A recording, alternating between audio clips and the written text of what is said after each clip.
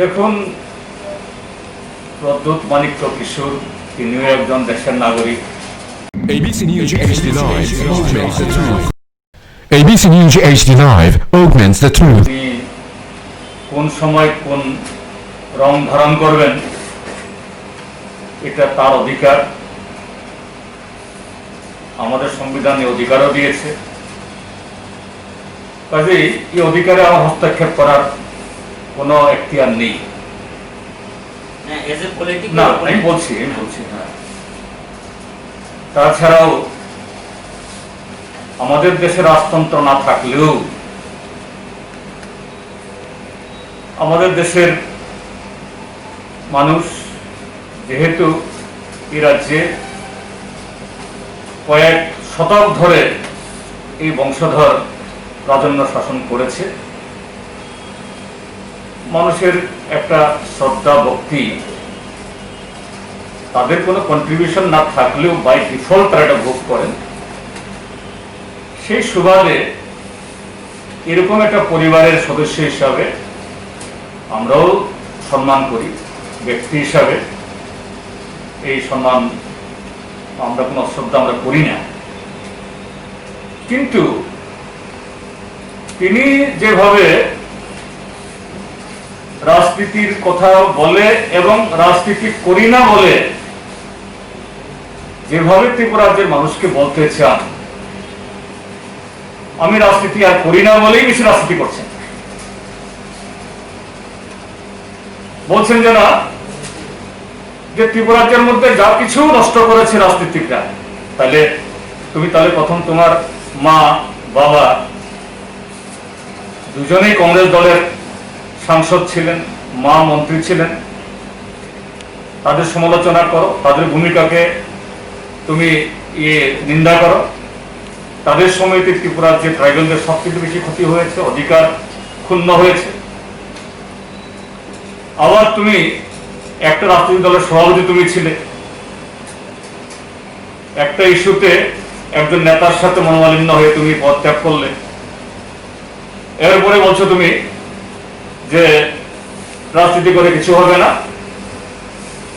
NGO করো বা এই সামাজিক আন্দোলন করো। ভালো, সামাজিক আন্দোলন করতে আমাদের কোনো আপত্তি নেই, দরকার।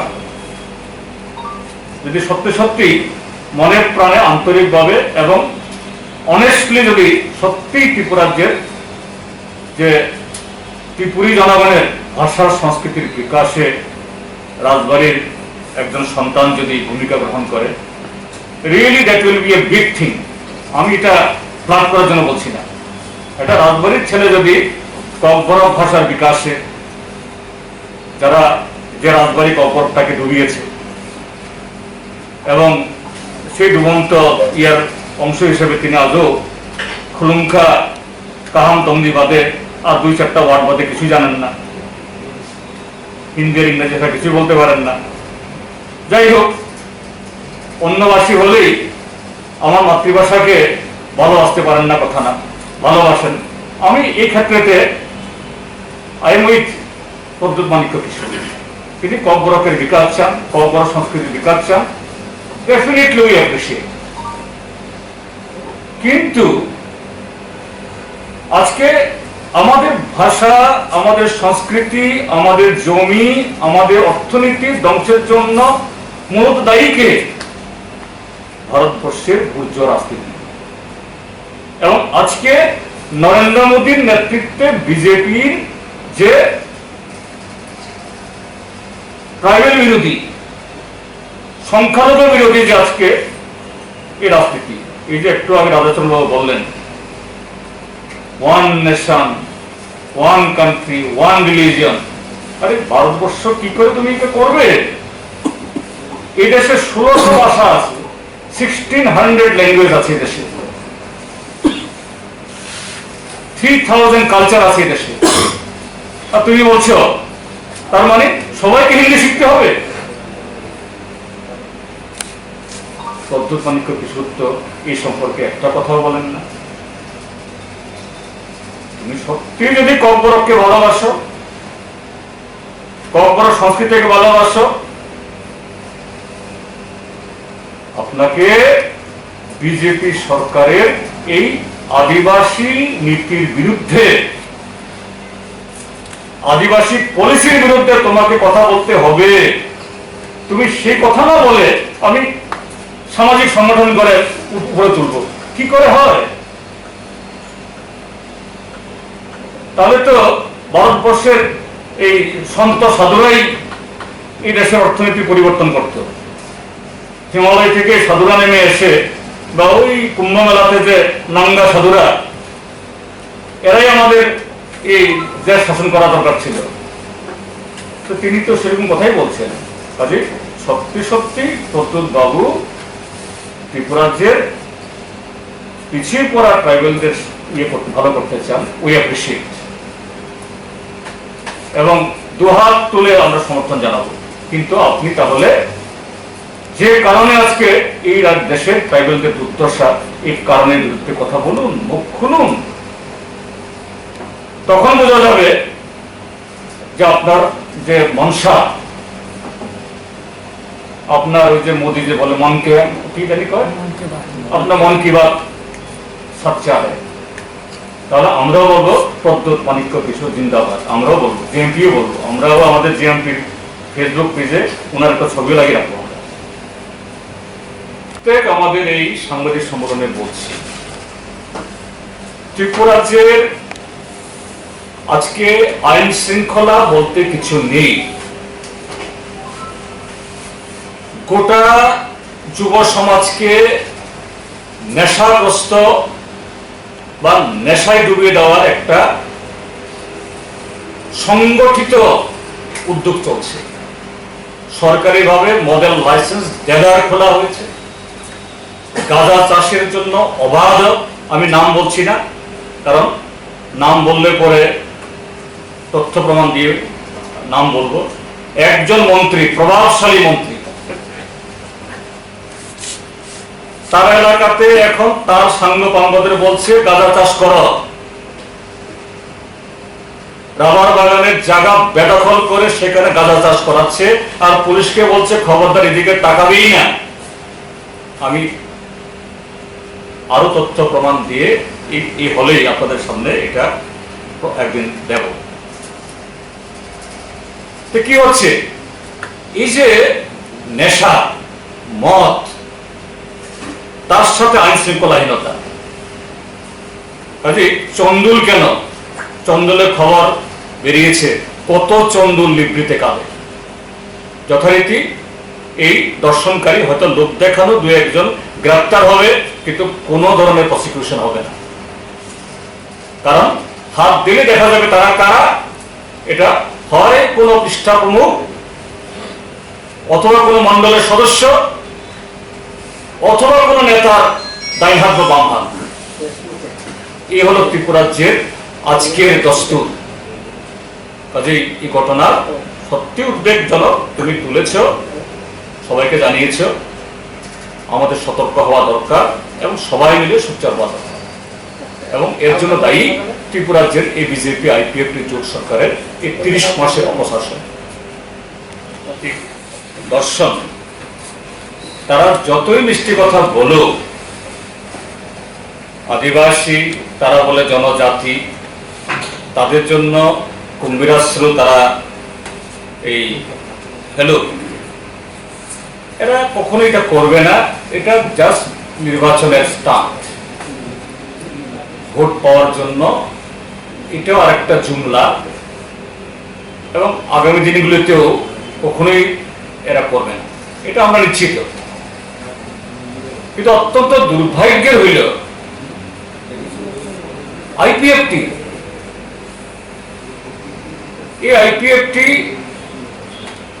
ত্রিপুরাগঞ্জে হবে না, এটা আমাদের থেকে তারা আরো বেশি জানতো, কারণ এটা হয় না। ত্রিপুরাজ্যের ভৌগোলিক, সামাজিক যে অবস্থা, ভারতবর্ষের আগামীতে নতুন রাজ্য হবে না, এরকম না হবে, হতে পারে, ত্রিপুরাজ্যে হওয়ার কোনো চান্স কোন সচেতন মানুষ কখনো বলবে না। কারণ ত্রিপুরাজ্যকে ভাগ করতে বলে যে অপারেশন হবে, এই অপারেশনে রোগী মারা যাবে, তাহলে অপারেশন কেন হবে? তো ত্রিপুরা রাজ্যের এই পশ্চাৎপদ অংশের মানুষ এবং পশ্চাৎপদ এলাকার মানুষের বিকাশের জন্য যেটা বেস্ট অপশন হলো এডিসি এম্পাওয়ারমেন্ট। এটা আমরাও দাবি করি এবং তারাও এটাকে অস্বীকার করতে পারেন না। ইউজেস, আইপিএফটি, আইএনপিটি এরা স্বাধীন ত্রিপুরা থেকে ত্রিপুরাল্যান্ড,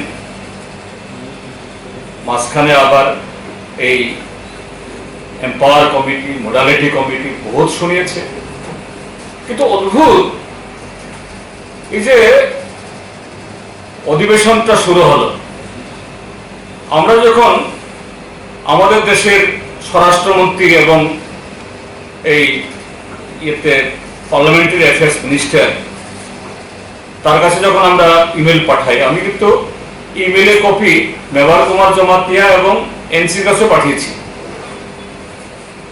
তারাও একটু করো। আমরা দেখলাম না আইপিএফটির কোন স্তরে এই বিল পাস হোক, এই বিল পাস হওয়া চাই। এখানে খুব সংক্ষিপ্তভাবে একদিনের জন্য এই বিধানসভা অধিবেশন বসেছে গত 21 তারিখে। অ্যাটলিস্ট একজন সদস্য দাঁড়িয়ে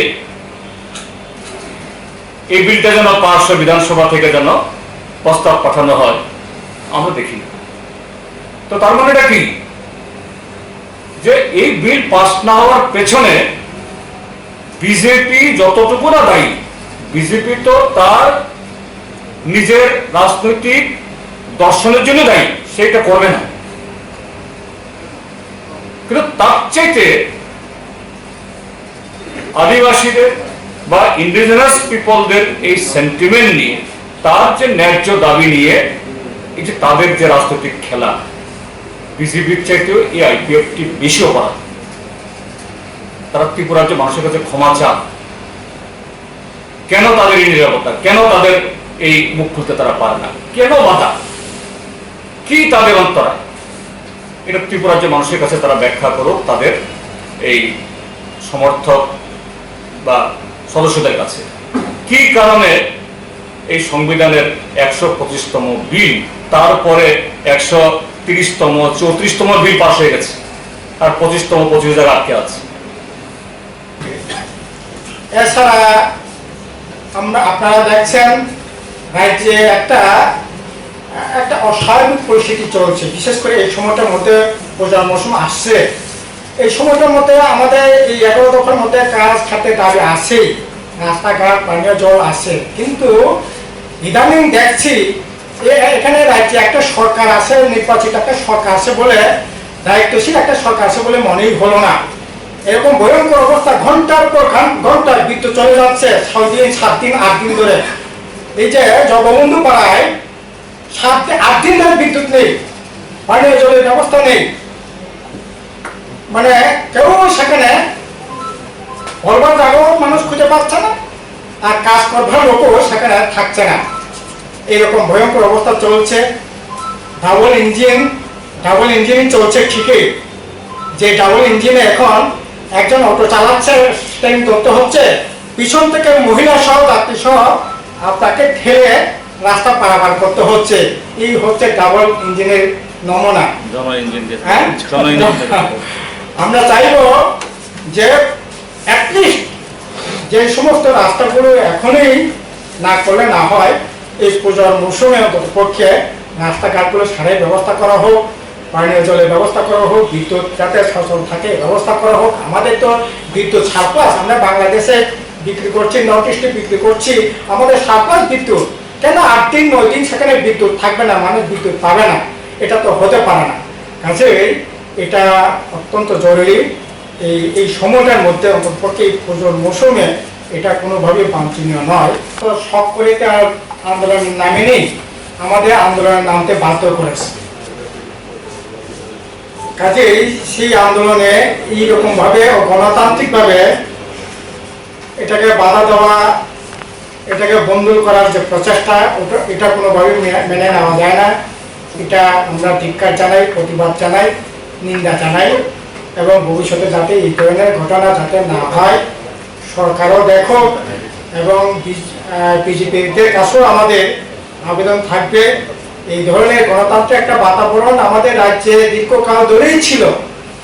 একটা এরকম একটা অসহিষ্ণুতা এটা আমাদের রাজ্যে কোনোদিনই ছিল না, 25 বছর তো ছিলই না, কিন্তু এটা নতুন সেখানে এই ধরনের পরিবেশ ওরা আমদানি করছে এবং আমাদের তো এই আরো বৃহত্তর আন্দোলনের দিকে ঠেলে দেওয়ার ব্যবস্থা করছে বিজেপি মূলত। কারণ আমরা আশা পোষণ করছি না আমাদের 11 দফা দাবি এবং কোন কোন জায়গায় স্থানীয় দাবি সহ আমাদের যে আন্দোলন, এই আন্দোলনের মধ্যে দাবির মধ্যে অন্যতম দাবি ছিল আমাদের এই যে সেপ্টেম্বর মাস থেকে 14 তারিখ থেকে পার্লামেন্ট চলছে গ্রীষ্মকালীন যে অধিবেশন, সেই অধিবেশনে আমাদের আশা ছিল মাননীয় মুখ্যমন্ত্রীও 15ই আগস্ট সেখানে স্বাধীনতা দিবস পতাকা উত্তোলনের সময় উনি বলছিলেন যে এডিসি এম্পাওয়ারমেন্ট আমরা অতি শীঘ্রই দেব এবং মানে অত্যন্ত বিষয় অন্তর্ভুক্ত করব। এডিসি এম্পাওয়ারমেন্টের জন্য 50 আসন বিশিষ্ট হবে, টিটিসি হবে। সে যাই হোক, আমাদের আশা ছিল না এই অধিবেশনে কিছু না কিছু হবে, কিন্তু আমরা প্রত্যক্ষ করলাম মানে অধিবেশন শেষ কিন্তু কোনো রকম এই এডিসি এম্পাওয়ারমেন্টের কথা বলেন, কবরকে অত্যন্ত বিষয় অন্তর্ভুক্ত করার কথা বলেন, কোনো কিছু সেখানে বিল আনা হলো না। এটা অত্যন্ত দুর্ভাগ্যের। এতে গণমুক্তি পরিষদ গভীর ক্ষোভ প্রকাশ করছে। আমরা চাই যে এটা আসলে যদিও বিজেপি মোটো এরা আমাদের বিশ্বাস ছিল না যে ওরা কবরকে হস্তান্তরশীল করবে বা জেলা পরিষদ ক্ষমতা বৃদ্ধি করবে, কারণ বিজেপির যে মোটো এটা আসলে এটার সাথে এটা কোনোভাবেই খাপ খায় না। ওরা তো হলো এক দেশে এক আইন, এক বিচার ব্যবস্থা থাকবে, এক আইন থাকবে, এক ভাষা থাকবে, এক ধর্ম থাকবে। কাজেই তার জন্যই তো ওরা এই যে জম্মু কাশ্মীর 370-35 মুসলিম মহিলাদের যে সমস্ত যে আইন টাইন ছিল বিবাহ সংক্রান্ত, নারী সংক্রান্ত, এগুলো ওরা উদ্যোগ করলো এবং ওরা চাই যে ওদের মোটোটা হলো একই ভাষা যাতে থাকে, তাহলে হিন্দি সংস্কৃতি। কাজেই এই ভাবনার দিক থেকে হয়তো ওরা ওদের আইডিওলজির বাইরে গিয়ে কবরকে অন্তর্ভুক্ত করার কথা হয়তো ভাবছে না, যেহেতু একই আইনে দেশ চলবে। কাজেই এই আইনটা আলাদা করে ট্রাইবেলদের জন্য, পিছিয়ে পড়া দুর্বংশের জন্য সংরক্ষণ হবে, আইন হবে, এটা তাদের আইডিওলজির সাথে খাপ হয় না বলেই আসলে ওরা এই বিলটা আনে নাই। এটা কোনোভাবেই ঠিক নয়। আমরা চাই যে ঠিক আছে পার্লামেন্টে বিলটা আসলো না, কিন্তু ত্রিপুরা রাজ্যের মানুষ দল মত নির্বিশেষে এই এডিসি এম্পাওয়ারমেন্টের কথা বলছে, যেটা আমরা চাই না সেটা জোর করে চাপিয়ে আইন করে দেওয়া হলো সিএ, যেটা আমরা চাই না। এই যে এগ্রিকালচার যে বিলটা হলো, শ্রম আইন যেটা হলো, যেটা দেশের মানুষ চায় না, সংখ্যাগরিষ্ঠ মানুষ চায় না, এটা আইন করা হলো।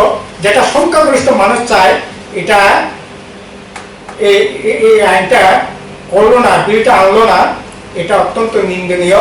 আমরা চাই এখন অর্ডিন্যান্স জারি করে হলো এই বিলটা আনা হোক, এটা কার্যকরী করা হোক। কারণ অনেক কিছুই তো অর্ডিন্যান্স জারি করে এগুলি কার্যকরী করছে, এখন অর্ডিন্যান্স জারি করে হলো এই এডিসি এম্পাওয়ারমেন্টের ব্যাপার এবং কবরকে অন্তর্ভুক্ত কাজটা যাতে করার জন্য আমাদের জোর দাবি সেখানে থাকবে। এছাড়া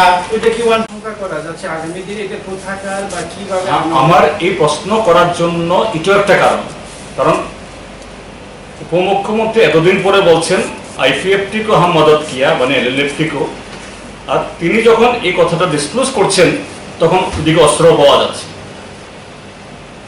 কাজে দুটার সাথে বোধহয় একটা একটা সম্পর্ক বোধহয় আছে। কাজেই বিএসএফ এর জওয়ানরা এই অস্ত্র উদ্ধার করেছেন, তাদেরকে ধন্যবাদ জানাচ্ছি। এটা খুবই ত্রিপুরা রাজ্যের শান্তির পক্ষে একটা উল্লেখযোগ্য ঘটনা।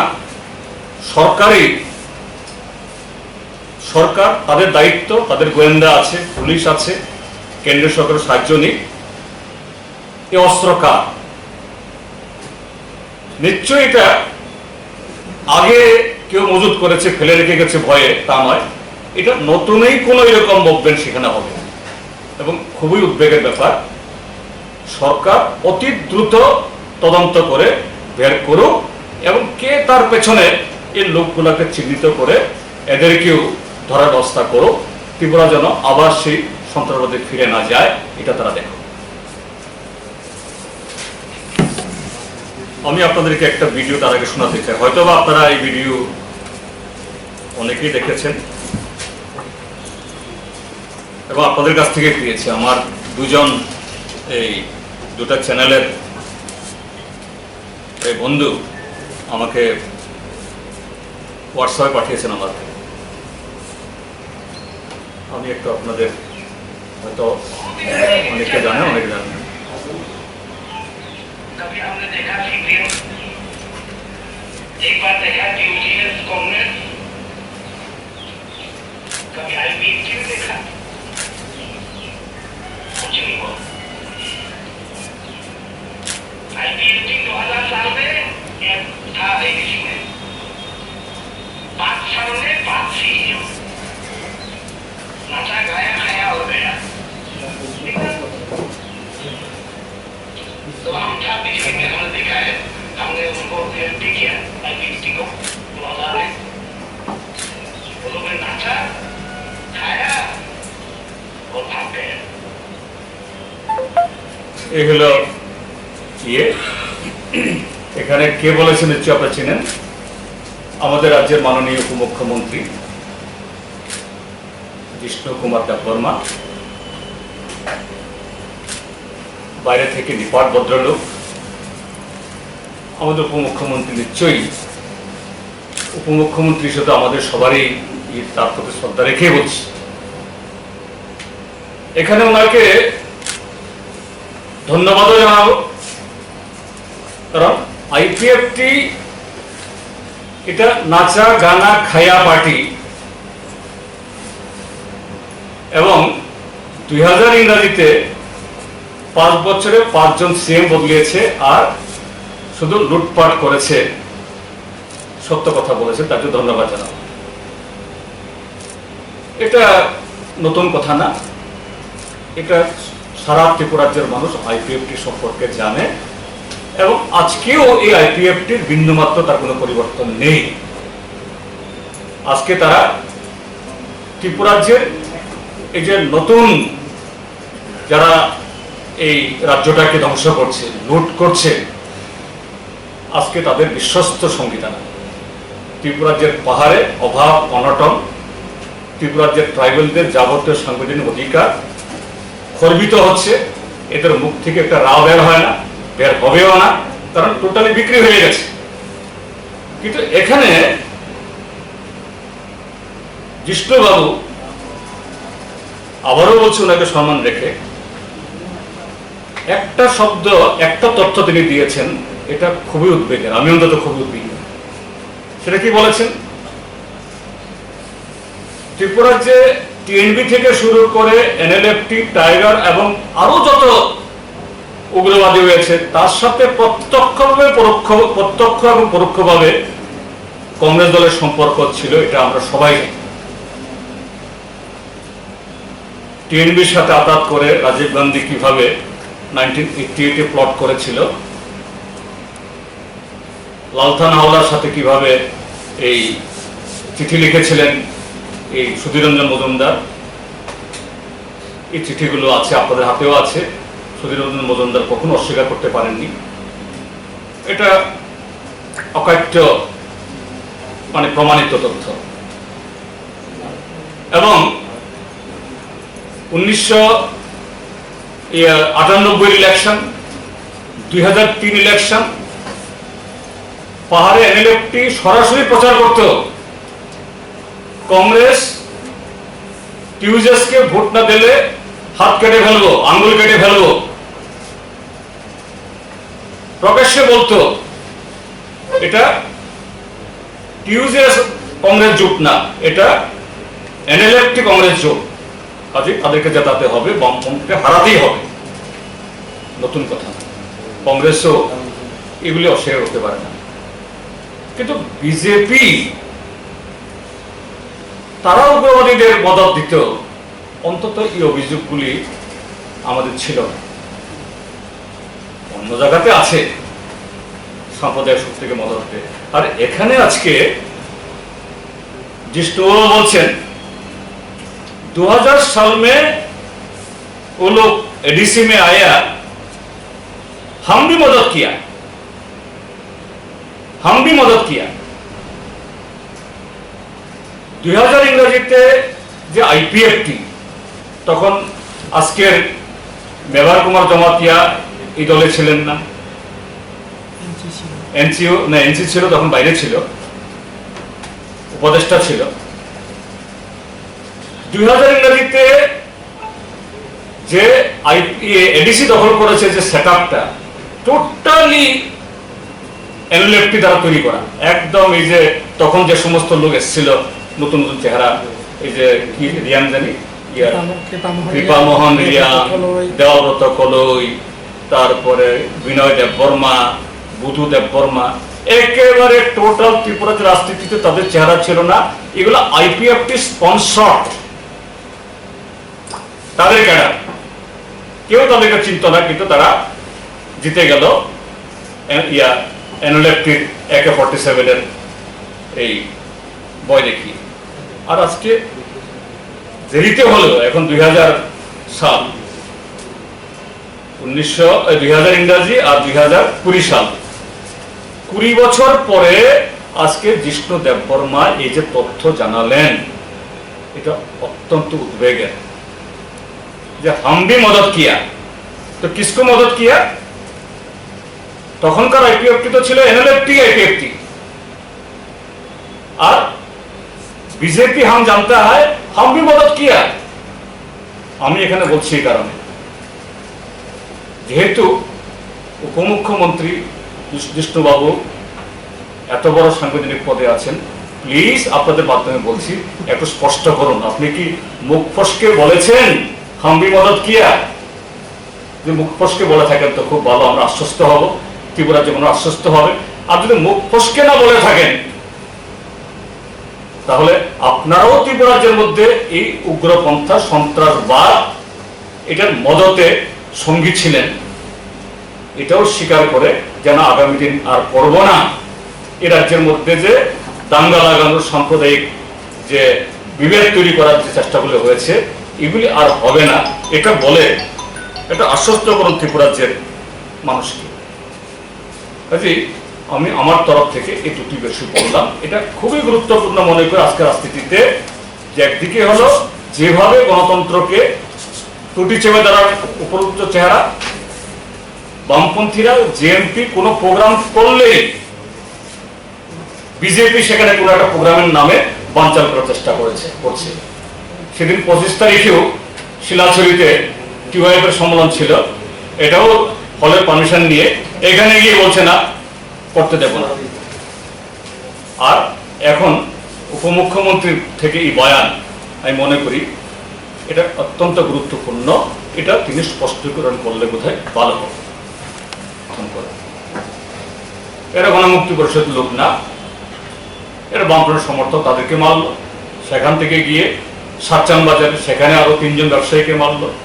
সেখান থেকে গিয়ে ব্লক সাতচান ব্লক যেখানে, সেখানে একজন এই অবসরপ্রাপ্ত শিক্ষক আসল কথা নামে তার বাড়িতে ঢুকে লন্ডভন্ড করে দিয়ে তাকে একেবারে সাপ পেটার মতো তাকে মারল। এরা গুরুতর আহত অবস্থা, সবাই হসপিটালে, এবং যথারীতি পুলিশের তরফ থেকে কোনো অ্যাকশন নেই, একজনও গ্রেপ্তার নেই। উল্টো যে মনু বিধানসভা কেন্দ্রে আমাদের যে বিধায়ক প্রভাত চৌধুরী এবং আরো কয়েকজন আমাদের কর্মী তাদের বিরুদ্ধে মিথ্যা মামলা করে এই হুলিয়া জারি করিয়েছে। তো আমরা এখানে বলছি যে ত্রিপুরাজ্যের মধ্যে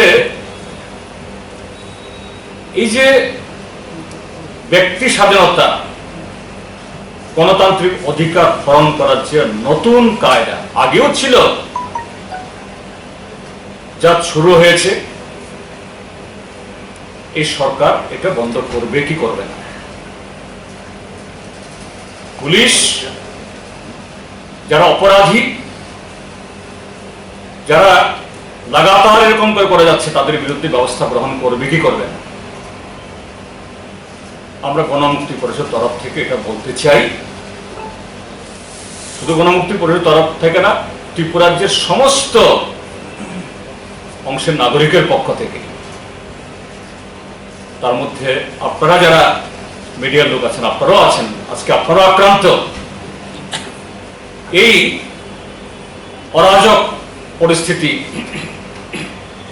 তার লাগাম ধরুন, এটা না হলে আগামী দিন আরো বৃহত্তর গণতান্ত্রিক পথে আরো বৃহত্তর আন্দোলনে যেতে আমরা বাধ্য হব। এটা একটা ইস্যু। কিছু করতে পারলো না, এরা প্রতিরোধ করলো, আর ক্ষতি করতে পারলো না, পালিয়ে গিয়ে সেখান থেকে রাত্রিবেলা আমাদের একজন সমর্থক টাকমাতে তার বাড়ি পুড়িয়ে দিল। যথারীতি একজন দুষ্কৃতীও সেখানে গ্রেপ্তার হয়নি। তারপরে ঘটনা গতকাল 29 তারিখ সাতচান ব্লকে আমাদের গণডেপুটেশন। আমরা 10 দিন আগে সাতচান ব্লকের কাছে অনুমতি নিয়েছি, তিনি অনুমতি দিয়েছেন দুপুর 12টা নাগাদ তার এখানে গিয়ে আমাদের ডেপুটেশন দেওয়ার জন্য। পুলিশকে আমরা জানিয়েছি 21 তারিখ থেকে কেন্দ্রীয় সরকারের জারি করা ফরমান অনুযায়ী unlock 4 political activity allowed. Police আমাদেরকে হাও বললেন না, নাও বললেন না, মানে আমরা বুঝে নিলাম তাহলে পুলিশ যেহেতু না করি, অন্য সময় না করে আমাদের যাতে কোনো অসুবিধা নেই। তাছাড়া আমাদের মিছিল, আমাদের তো অন্য ঝগড়া নেই, আমাদের দাবিতে আমরা কোনো এই দাবি করছি না যে এই বিপ্লব দেবের সরকার পদত্যাগ করো, এই সরকারকে খারিজ করে, কোনো দাবি নেই। আমরা ত্রিপুরাজ্যের 38 লক্ষ মানুষের স্বার্থে আমাদের দাবি শোনো। তো দেখা গেল সাতচান ব্লকের 1.5 কিলোমিটার দূরে আমাদের মিছিল থামে যাওয়া। এসডিপিইউ এডিশনাল এসপি, তারপরে এসডিএম, তারা উপস্থিত সামনে। বললাম কেন থামালেন আপনারা আমাদেরকে, কি কারণ? আমাদেরকে কি উগ্রপন্থী মনে হয়? আমরা কি নিষিদ্ধ? আমরা নিষিদ্ধ হলে পরে ভিডিও আমাদেরকে পারমিশন দিলেন কি করে? আমরা নিষিদ্ধ হলে পরে আপনাদেরকে আমরা জানালাম, কেন আমাদেরকে বললেন না? বললেন যে না, আরেকটা দল স্বচ্ছ ভারত অভিযান করবে, মানে বিজেপি। ভালো, বিজেপি কেন, যে কোনো দল স্বচ্ছ ভারত অভিযান করলে ভালোই, আজকাল দরকার এগুলো। ঘটনা কি যে আমাদের এই মিছিল হবে 29 তারিখে, তারা তার আগের দিনই তড়িঘড়ি করে সিদ্ধান্ত নিয়ে 100-125 লোক নিয়ে জড়ো হয়েছে। স্বচ্ছ ভারত অভিযান হলো মোটা মোটা লাঠি আর দা নিয়ে রাস্তায় দাঁড়িয়ে দা দাঁড়াচ্ছে। আর সেখানে সাতচান বাজার একটা কমিউনিটি হল, সেখানে দেড়া মদ মাংস দিনের বেলা। যেন এরকম প্রশাসনের তরফ থেকেই যে আমাদের এই বিশাল মিছিল, জনগণের মিছিল, নারী পুরুষের শান্তিপূর্ণ মিছিল, এটাকে আটকানোর জন্য যেহেতু 100-125 এদের দ্বারা আটকানো যাবে না, কাজে পুলিশ দিয়ে আটকি, পুলিশ কোনো জবাব দিতে পারলেন না। আমরা বলেছি আমরা মারামারি করতে আসিনি, কাউকে শক্তি দেখানোর জন্য আমরা আসিনি, আমরা এসেছি জনগণের বক্তব্য তুলে ধরার জন্য। আমরা অগত্যা কি করব? এত লোক নিয়ে আমরা এসছি। আমরা রাস্তায় বসে গেছি, ঘন্টা খানেক আমরা এই জরুরি গাড়িগুলি পাস দিয়ে রাস্তা ব্লক করতে বাধ্য হয়েছে। আমরা বলছি বিডিওকে এসে আমাদের ডেপুটেশন এখানে নিতে হবে। আমাদের যেহেতু ব্লকে যেতে দেওয়া হয়নি, ব্লককে এখানে আসতে হবে। আমরা শুনলাম এই যে কতিপয় সমাজদ্রোহী সাতচান বাজারে মদ মাংস খাচ্ছিল এবং লাঠি সোটা নিয়ে তৈরি ছিল গন্ডগোল পাকানোর জন্য, ভিডিও গাড়িতে আটকেছে, তাকে আসতে দেবে না। অগত্যা এসডিএম স্বয়ং এসে বলছেন, স্যার আমি ক্ষমা চাইছি আপনাদের কাছে, আমি তো প্রশাসনেরই লোক, পদমর্যাদায় বিডিও থেকে উপরে ডিস্ট্রিক্ট অ্যাডমিনিস্ট্রেশনের আমি অংশ, কাজে আমার কাছে দিন। আমরা দিয়ে এসছি। এখান থেকে যথারীতি আমরা শান্তিপূর্ণভাবে আমাদের লোকজনকে ফিরিয়ে দেওয়ার ব্যবস্থা করেছি। কিন্তু যাওয়ার পথে আবার সেই লোকগুলো আমাদের 5 জন আমাদের লোক যাচ্ছিল তার গ্রামের বাড়িতে, রাস্তায় লুকিয়ে থেকে এদের উপরে চরম মারপিট করল। এখানে ঘটনা শেষ না। গতকাল সন্ধ্যা প্রায় 5:30 পৌনে 6টা নাগাদ হঠাৎ করে মনোবাজার, সাতচান ব্লক এলাকা, সাতচান বাজার, এইসব জায়গা থেকে 3-4 গাড়ি এই মদমত্ত বিজেপির সমাজদ্রোহীরা আসে। প্রথম কলাছড়া বাজারে আসে, এলো পাথারি, সেখানে প্রায় 7-8 জন ব্যবসায়ীকে মারল। 2 জন এই অবসরপ্রাপ্ত শিক্ষক। এদের অপরাধ, এদের কেউ কেউ বামফ্রন্টের সমর্থক, তারা কিন্তু মিছিল অংশগ্রহণকারী না। প্রথমত 22 তারিখ, এটা গণমুক্তি পরিষদের প্রোগ্রাম ছিল না, প্রোগ্রাম 22 তারিখ ভারতের কমিউনিস্ট পার্টি মার্ক্সবাদী সর্বভারতীয় যে 5 দফা দাবিকে আন্দোলন। তো স্বাভাবিক এই জায়গাতে পাহাড়ে মার্ক্সবাদী কমিউনিস্ট পার্টির সমর্থক মানে গণমুক্তি পরিষদ। 22 তারিখে ছাউনুতে আমাদের বিরাট মিছিল হয়েছে সারা ত্রিপুরা রাজ্যের সাথে। মিছিল থেকে ফেরার পথে সেখানে 4 জন আমাদের কর্মীকে তারা অপহরণ করল। খবর পেয়ে আমাদের লোক দৌড়ে গিয়ে কোন রকমে তাদের কাছ থেকে এদেরকে ছুটিয়ে আনলো, প্রাণ রক্ষা তাদের করল। পরদিন 23 তারিখ ছাউনুতে গোটা লংথরাইবেলি মহকুমার সমস্ত এই বিজেপি আশ্রিত সমাজ বিরোধীরা একত্রিত হয়ে সেখানে তাণ্ডব চালালো। পুলিশ, টিএসআর, সিআরপিএফ এর সামনে সেখানে মার্ক্সবাদী কমিউনিস্ট পার্টির অফিস ছাউনু 5বার লুট হলো এবং আমাদের কয়েকজন সমর্থকের বাড়িঘর সেখানে ভাঙল। আবার 22 তারিখ এবং 23 তারিখ পরপর 2 দিন এই অপহরণ, মারধর, পার্টি অফিস ভাঙ্গা, লুটপাট তো করলই। এরপর 6 জনের বিরুদ্ধে আবার কেস লাগিয়ে দিল। আমাদের এটা বলার উদ্দেশ্য হলো এরকম আক্রমণ তো অহরই হচ্ছে, কিন্তু পুলিশের ভূমিকা, পুলিশের সামনে যারা ঘর লুট করলো, অপহরণ করলো, তাদের বিরুদ্ধে এফআইআর করা হলো, কোনো কগনিজেন্স নেওয়া হলো না। উল্টো আমাদের 6 জন আমাদের নিরীহ কমরেড, এদেরকে মিথ্যা মামলায় জড়িয়ে আমাদেরকে থেকে কোর্ট থেকে তাদেরকে জামিন আনতে হয়েছে। আবার তার 2 দিন বাদে সেখানে ছাউনুতে বিজেপির হঠাৎ রাত 1টায় এরকম সময়তে বিজেপির পার্টি অফিসে আগুন লাগলো। ফায়ার সার্ভিস কাছে, থানাও কাছে, তারা গিয়ে দেখলো পার্টি অফিসের ভেতরে কোনো চেয়ার, টেবিল, আলমিরা কিছু নেই, সব শুনশান। হঠাৎ করে একটা কোনাতে আগুন লেগেছে। কারণ বুঝতে অসুবিধা নেই। ত্রিপুরার যে সর্বত্রই এখন বিজেপির ভিতরে এই লুটপাট নিয়ে সদলীয় কুন্দল, পার্টি অফিস ভাঙা, আগুন লাগানো, এটা প্রায় সর্বত্র চলছে। এটাও তাই। কিন্তু সেই ঘটনায়ও 18 জন আমাদের কমরেডের নামে মিথ্যা মামলা জড়িয়ে দিল, এবং তার মধ্যে আমাদের প্রাক্তন এডিসির সদস্য এই চাম্পারায় আসলাম। এটা 70 বছরের বৃদ্ধ, সে রাত 1টার সময়তে পার্টি অফিসে আগুন দিতে আসবে, আর সেই কেস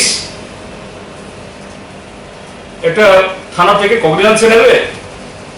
এটাই ঘটনা হচ্ছে। 26 তারিখ এদিকে শান্তিবাজার মহকুমায় আমাদের 11 দফা দাবিতে, সেখানে শান্তিবাজারের পাশে বগাফা ব্লক, ওখানে গত 2.5 বছর ধরে সন্ত্রাস, ওখানে যাওয়ার কোনো সুবিধা নেই। তো আমাদের কমরেডরা ঠিক করেছে তারা বিডিওর কাছে দাবিপত্র অন্যভাবে পাঠাবে, ওইখানে প্রতিছড়ি এলাকাতে জড়ো হয়ে সেখানে মিছিল করবেন। মিছিল দুদিক থেকে এসে একটা বলে রাস্তার বাঁদিকে টাকমা জাতীয় সড়কের, আর ডান দিকে হলো এই প্রতিছড়ি বা রাজাপুর এলাকাগুলো। ওখান থেকে টাকমা থেকে একটা মিছিল প্রথম আসলো। সেখানে গোটা শান্তিবাজার মহকুমার অন্য এলাকা থেকে, এডিসি এলাকার বাইরে থেকে সমস্ত সমাজ বিরোধীরা এসে, সেখানেও পুলিশ ছিল দণ্ডায়মান, আমাদের লোকজনের উপর আক্রমণ করলো, আবার তাদের বিরুদ্ধে মিথ্যা মামলা জড়ালো। তো আমাদের আরেকটা মিছিল আসার পর মূলত 3টি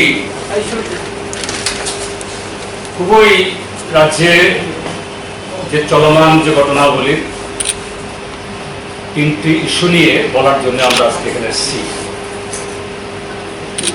আপনারা লক্ষ্য করছেন ত্রিপুরার যে বিজেপি আইপিএফটি জোট সরকার, তার বয়স যত বাড়ছে তত বেশি তাদের স্বীয় কার্যকলাপের কারণে নন পারফরম্যান্স এবং তার সাথে সচেতনভাবে তাদের প্রতিশ্রুতি রক্ষা করা থেকে ব্যর্থ হয়ে এরা জনগণ থেকে ক্রমশ বিচ্ছিন্ন হচ্ছে, এবং কোন রাজনৈতিক দল বা গোষ্ঠী বা এরকম কোন, শুধু রাজ্য না, যে কোনো গুরুত্বপূর্ণ সংস্থা পরিচালনায় যখন সে কর্তৃপক্ষ জনগণ থেকে বিচ্যুত হয়, ক্রমশ তার ভেতরে যে অসহিষ্ণুতা এবং যে স্বৈরাচারী নানা রকমের কার্যকলাপ কায়দা, এগুলো মাথা চাড়াতে। এমনিতেই ত্রিপুরা রাজ্যের মধ্যে প্রথম দিন থেকেই আজকের যারা শাসক দল, তার মধ্যে যে বড় শরিক বিজেপি, আমাদের দেশের গণতন্ত্র বা সাংবিধানিক রীতিনীতির প্রতি শ্রদ্ধা তাদের কখনোই ছিল না। আমরা দেখেছি কিভাবে বিরোধী দলের কণ্ঠস্বর এটাকে বন্ধ করে দেওয়া যায়, অগণতান্ত্রিকভাবে গায়ের জোরে এ রাজ্যের ব্যক্তি মানুষের, রাজনৈতিক দলগুলো এবং বহু প্রতিষ্ঠানের অনেক ক্ষতি তারা করেছে, নানাভাবে আক্রমণ নেমে এসছে। এটা ইদানিংকালে এটা বেশি। আমি কয়েকটা ঘটনা আপনার সামনে তুলে ধরব, এবং যার ভুক্তভোগী আপনারা। আক্রমণ কোনো একটা শক্তিকে বা যারা যাদেরকে তার শত্রু মনে করেন তাদের উপরে শুরু হলেও এটা এক জায়গায় দাঁড়িয়ে থাকে না।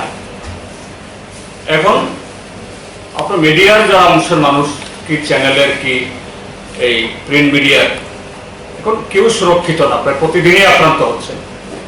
এই জায়গায় বলতে চাই যে আমরা গণমুক্তি পরিষদ ত্রিপুরার যে বর্তমান পরিস্থিতিতে যেভাবে একদিকে করোনা সংক্রমণজনিত কারণে জনস্বাস্থ্য চরমভাবে বিঘ্নিত, করোনা তার প্রশমনের জন্য সরকারের কোনো পরিকল্পনা নেই, এমনকি তাদের অব্যবস্থাপনায় মিডিয়ার থেকে তথ্য নিয়ে যখন মাননীয় আদালত তাদেরকে জবাবদিহি করা বাধ্য হন, সে অবস্থাতেই যখন মিডিয়া এই আদালত এখনো সন্তুষ্টি প্রকাশ করেনি, বারবারই তাদেরকে তাদের এই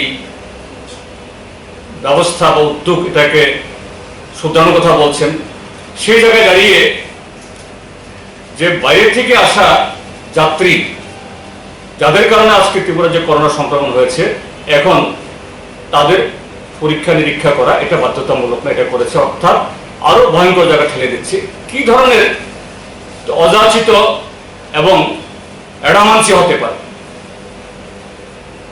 তো এরকম একটা জায়গায় স্বাভাবিক মানুষ ক্ষুব্ধ হবেন, তার সাথে পাল্লা দিয়ে অর্থনীতি ভেঙে পড়েছে।